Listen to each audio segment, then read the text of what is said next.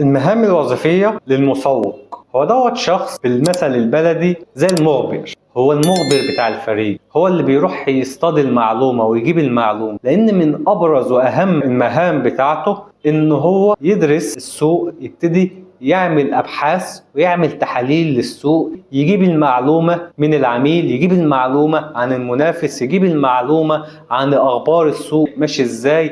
هو اللي بيجمع المعلومات بمعنى أصح في السوق او عن العميل، هو اللي بيعمل استطلاع اراء، هو اللي بيسأل العملاء، هو اللي بيجمع منهم معلومات، هو اللي بيدرس العملاء وبيشوف افكارهم وتوجهاتهم واهتماماتهم، ايه الامور اللي هم محتاجينها في المنتج او الخدمة.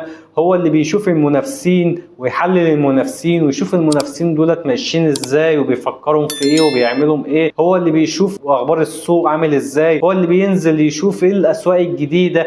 لو فكرنا ان احنا نفتح مثلا منطقة جديدة هنشتغل عليها، هو اللي بينزل المنطقة ديت يبتدي يجس نبضها، يشوف امورها ماشية ازاي، يقعد فيها يوم 2 3 يسأل ويدعبس ويدور على المعلومة ويسأل هنا ويسأل هنا ويتابع، وبيكون ليه نظرة مختلفة عن اي شخص تاني. لما بيقعد في المكان هو ممكن يشوف تفاصيل اي شخص تاني هو ممكن ما يشوفهاش.